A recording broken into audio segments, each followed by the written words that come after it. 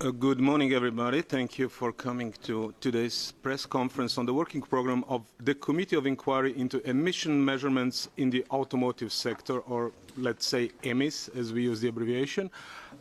Here with me are the chair of the committee, Ms. Kathleen van Brempt, and both rapporteurs, Mr. Pablo Zalba Bidegain and Mr. Gerben Gerbrandy, and I'm giving floor to the chair, Ms. Van Brempt, please. Good morning to you all. I'm very happy to see you here. I'm also happy to have our first conference of the EMIS committee, although we already had 2 meetings, of which 1 hearing. I think you all know that the difficult task we had ahead of us with the start of the committee was to organize a very well-established methodology. We have 1 year to do our inquiry, and it's very important to see what is the methodology and how we conduct it. I first would like to give you an insight on the main questions that we're referring to. That are the main questions, not the only questions. And of course, in the course of the inquiry committee, other questions, evidence and inquiry will come up. So, but I would want you to also focus on the main questions. It's also relevant to see how the methodology is established. We all know what the direct cause is of this inquiry committee. I don't have to go into detail of that, of course. But the main issue, of course, for the European Parliament is to look into the responsibilities of the Commission and the Member States in the implementation of our own European legislative work. The first question that is very important is, of course, very obvious on the defeat devices and on the type approval. Why the possible existence of the defeat devices was never investigated or discovered by either GRC Commission, which is of course linked, or by the type approval authorities, or by the market surveillance bodies in the member states. While already in the 90s, defeat devices were discovered in the States, in heavy-duty transport sector, and while the GRC report in 2013 already mentioned the possible existence of defeat devices. Is the EU legislative on defeat devices and type approval, is that properly implemented? Is it enforced by the several member states? Are very important questions. You will see when we explain everything on the matrix that is a very important issue. Then the RDE test, of course. Why took it so long to come up with a RDE testing procedure, only agreed upon by the end of 2015? While the base regulation, you know, the base regulation of 2007, already stated that the Commission should keep under review the test procedure to ensure that they reflect real use conditions. And while the discrepancy between laboratory testing and what is demonstrated on the road is mentioned in the report of the GRC in 2011 and 2013. On the conformity production testing and market surveillance, into what extent do the cars that roll off the production line are still matching the specifications and requirement of the type approval pre-production model? Are the flexibilities allowed in the type approval test procedure? Are also very important questions. Last but not least, into what extent cars, after some years, traveled and being on the road are still complying with the emission limit values, how the ICS is functioning in the different member states, and to what extent the RDE test, remote sensing or a broader scope of the technical roads inspection of the road worthiness, can that improve the ICS?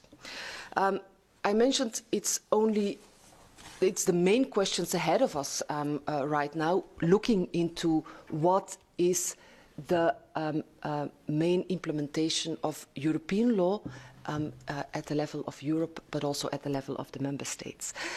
Our inquiry committee, the one you will see because it's open, are of course the hearings, and colleague Gerbrandy will give you an insight on how we organize our hearings. Besides the hearings, we will also have two missions. One will be to ISPRA, to the GRC.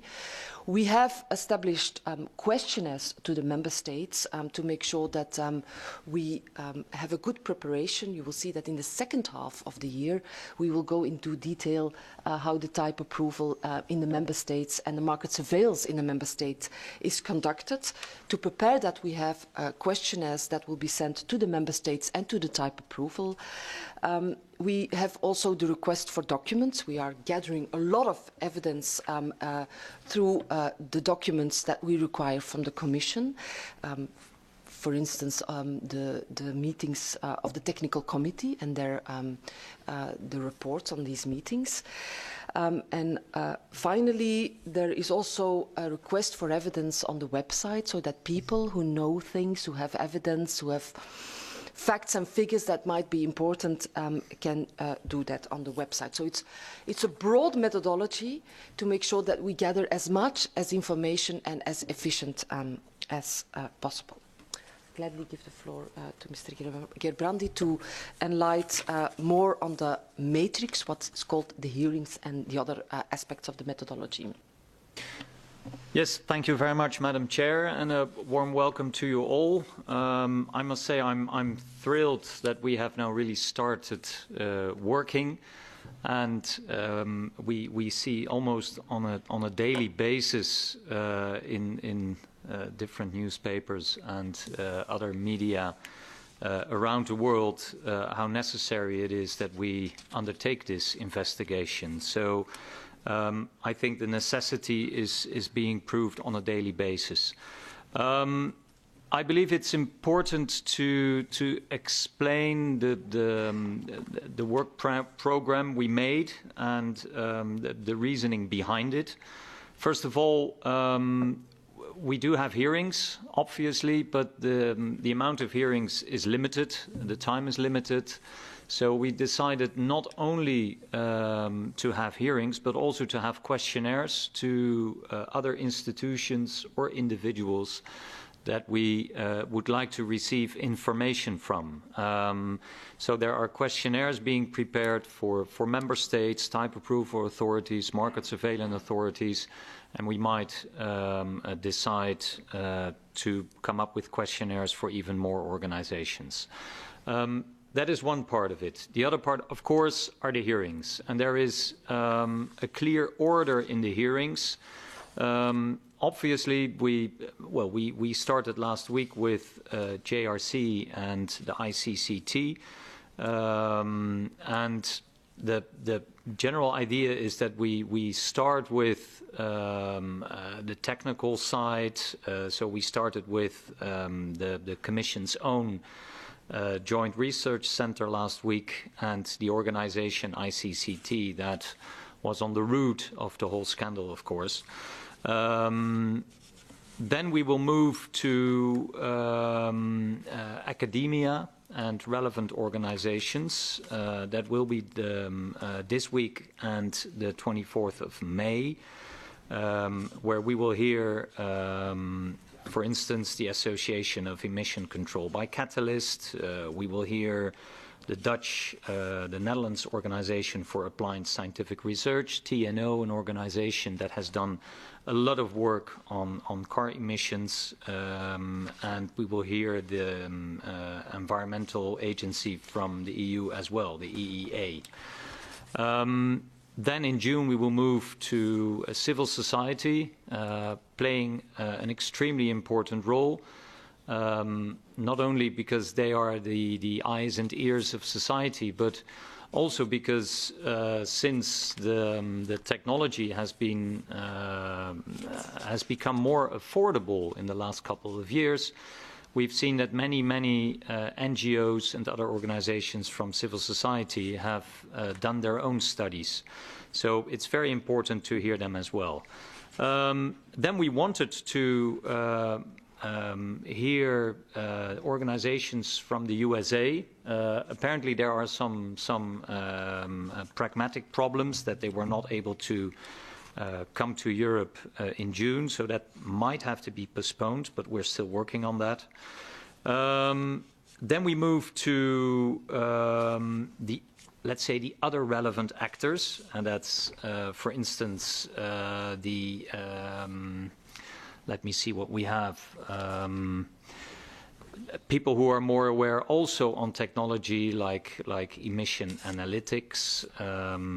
Then we have the suppliers. Someone from Bosch has been invited. Other automotive suppliers who play a very crucial role, quite often because they are the suppliers of the technology that is used to fight emissions. Then mid-July, we want to hear the CEOs from the car industry itself. And of course, as you might expect, Volkswagen Group will be invited, Renault Group, and most probably others as well. That will be mid of July. Toyota or Mitsubishi, those are the ones that we're inviting. After that, we move to the political level. On our final meeting in July, on the 14th of July, we plan to hear the commissioners of, that is the Barroso I Commission, Verheugen and Dimas, who were responsible for industry and environment. And then after the summer break, we move to Potočnik and Tajani, and then later on Biankowska and Vella. That is the planning, let's say, of the first 6 months. We also plan to hear Commission staff, part of it before the commissioners, part of it after it. And then we move in the next, let's say, 6 months of our investigation. We move more towards the national level, that is the type approval authorities, national technical services, and member states' government representatives, and that might include ministers as well. So that is the planning so far. We're building up towards the political level, as you have seen. First we focus on the European level, and then in the second half we focus on national level. And I think that is my part of this short briefing. Thank you very much indeed, Madam Chair. Thank you very much indeed, Mr. Gerbrandy. And I have no doubt that crises are opportunities. And I think that we should never waste a good crisis. And this is an opportunity to improve our type approval system and real emission testing procedure. And why this committee, this inquiry committee, is so important? Obviously, because it seems that diesel cars pollute more than allowed, but also we have to be aware that this committee is important because the income of 12 million families and the confidence of 500 million consumers are at stake.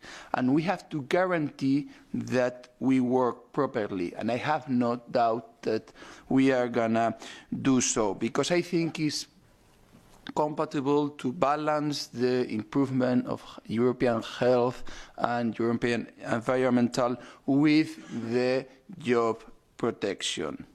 We have to guarantee, and I think this is a real priority, that this scandal does not happen again in the future. We need to guarantee that the European citizens have a system in which they can tread, because we need real emission tests and much more control of national authorities.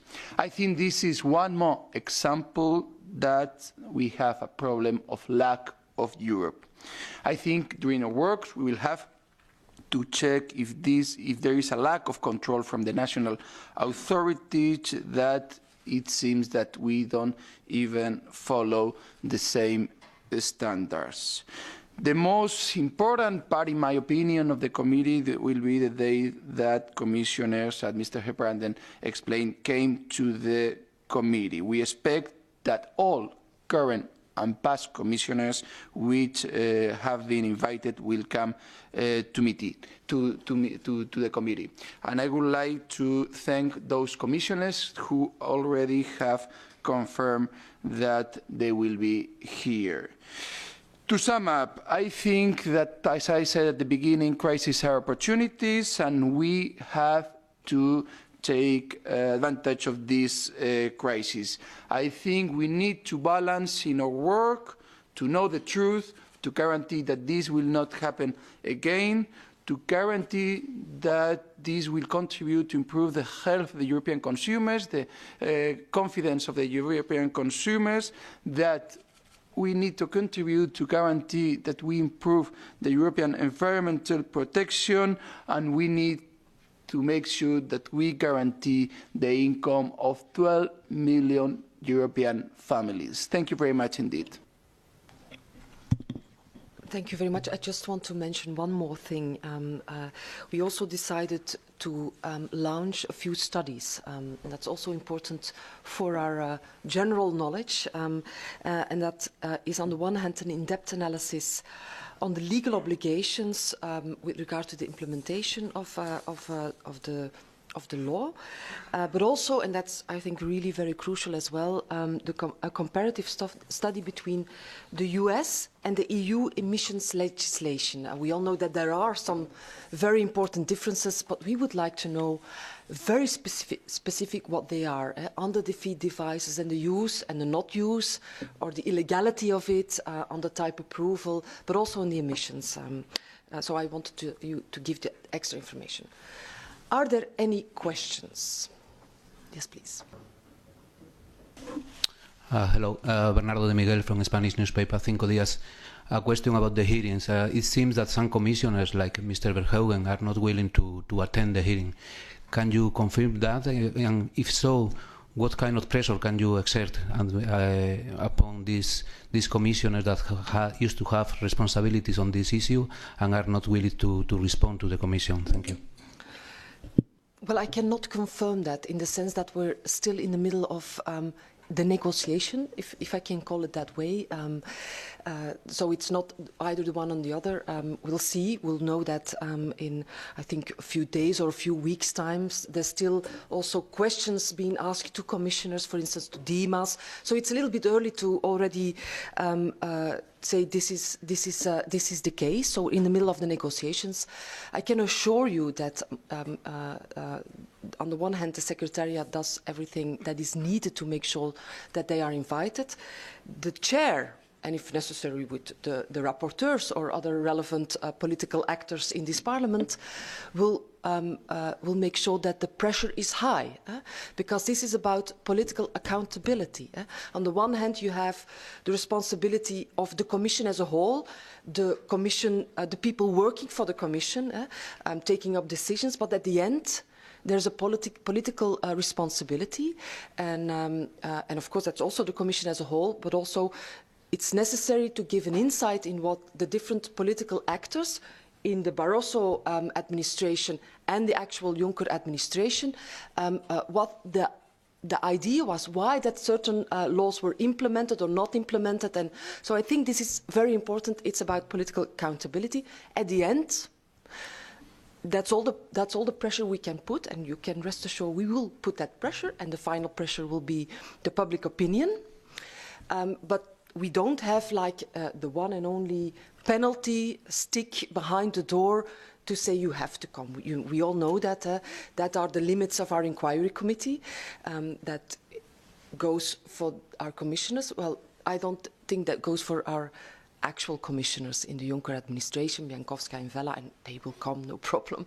But I think it's also an issue about political responsibility of the past, and it will also be an issue, I think, when we invite CEOs and others from relevant automotive factories. But we're not yet there, so I cannot confirm that to you because we're in the middle, and I don't want to say now this commissioner does not want to come, because we're not yet there. We're in the middle of negotiations. We'll come back on that. And rest assured, if they don't want to come, you will be the first to know. Well, all of you are. Of course. I would like also only to add to the answer of the chair that I hope and I expect that all commissioners invited will be here in the inquiry committee.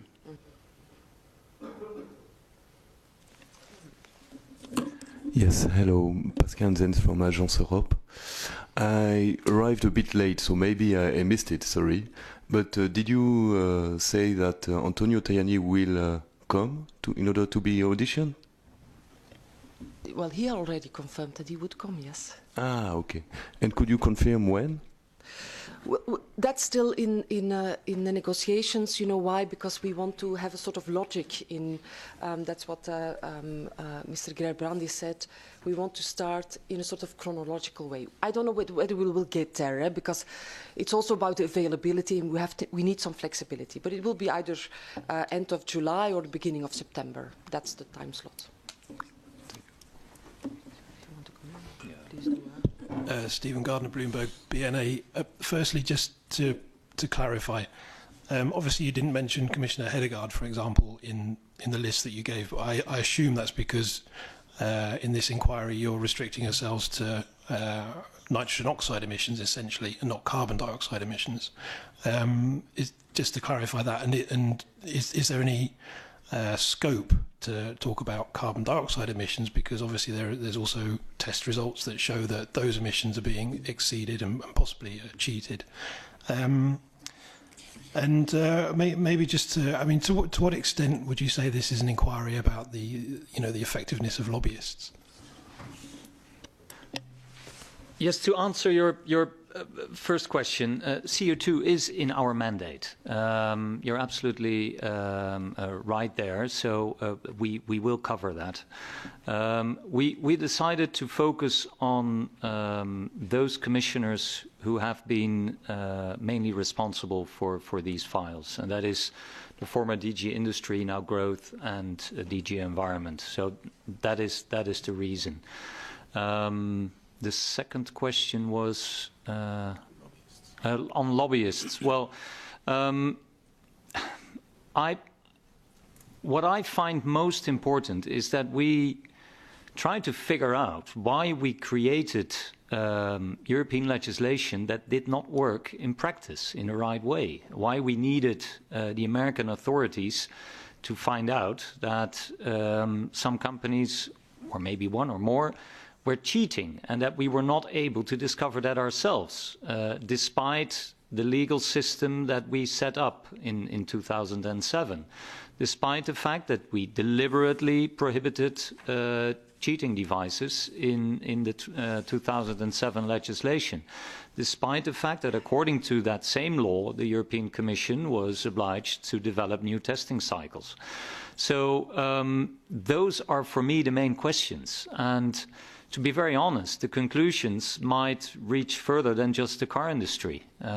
If we set up systems within Europe where it is unclear what the division of responsibilities is between the European and national level, or between member states, then we might learn some lessons that are very, very, very valuable for the whole functioning of the European Union, also in other policy fields. So there, of course, the role that industry plays in lobby is one element, and certainly an element that we will discover, that we will look into. But it goes too far to say that we can already draw conclusions on that. Thank you, Madam Chair. Regarding the commissioners, I think it's important to listen to commissioner sooner the better. Obviously, they had an important role to play on all these topics, and I think, and I appreciate also that we made an effort to listen to them as soon as possible. And going back to what my colleague was saying, I think that we have to admit that obviously we all were aware of the discrepancy, and that the question is why, being aware about the discrepancy between real emissions and text emissions, we didn't act before And obviously, in my opinion, one of the answers is obviously what I said at the beginning, this lack of Europe. I think one of the keys. So I think we all have this in mind to ensure that this not happen again. That obviously is one of the main objects we all three share. Thank you. Any more questions, maybe? The last question? No? So, thank you very much. Yeah, wait. Sorry. Well, sorry, it's a related question. Volkswagen is paying a lot of money in the United States to the consumers. Would you be in favor that the companies do the same with the European customers? Thank you. It's a very relevant question, but very difficult for us at this stage to answer that question. First of all, you know that everything that has to do with lawsuits and claims, we will make an oversight. That's one of the studies as well. It's more of an oversight because there's so many lawsuits going on at the moment. It's important for us, for all of us, to know how it works, what is the chronologically, and also have an oversight. But it's not up to us to make a judgment on that, but it will be an element. The consumers' protection and their rights will be an element of the inquiry committee. So that's a little bit a nuanced answer. Yes, please. Thank you. I think also we have to be aware that we have different legal systems. And sorry to insist, but once again, there is a lack of Europe at the justice level. So obviously, the US have a federal justice level that we do not have in Europe. That is also one of the reasons we explained. I think that Volkswagen is doing so in the US, and I don't know whether Volkswagen will do the same in Europe, but I'm afraid it will be more difficult to do so in Europe. And what I would like to add to that is that I think the main victim of this scandal are those people who suffer from bad air in our European cities. If cars are emitting 40 times more NOx than legally allowed, and just talk to local city people, and they will explain to you how difficult it is to comply with the European standards for air quality. It's an enormous problem, air quality in Europe. So that, for me, is the biggest victim, are the biggest victims of this scandal. Secondly, of course, are those people who bought cars that they believed were not emitting a lot of pollution. And in the end, they turned out to be much more pollutive than they were promised. So they have been cheated as well. How we deal with that in payments or whatsoever, that is not up to us in this stage. What we do investigate, and that is part of our official mandate, is what about the penalty regime in the member states on the current legislation? Because there was a sanction a paragraph in the 2007 regulation, not only about the type approval, but more importantly about cars that were already on the road. Mm-hmm. And we all know that many cars after 10,000 up to 100,000 kilometers are emitting more than when they are just put on the market. And that had to be controlled, and there was a sanction regime linked to that based on the 2007 legislation. And we are certainly looking into that. Have there been penalties being applied in the member states? If so, on what grounds, and et cetera, et cetera. If not, why not? So we will certainly look into that. And finally, as politicians, out of the scope of this inquiry committee, I can say it would be very difficult to accept that the consumer in the States is treated in another way. If that's the case, and that's related to not good protection of our consumers at the European market, then we can take that up as politicians in the work to come, of course. So you will see that in this inquiry committee, that's my feeling, is we will have a lot of conclusions that will have an effect on the actual legislation, the implementation of that legislation, and then we need to improve that, of course.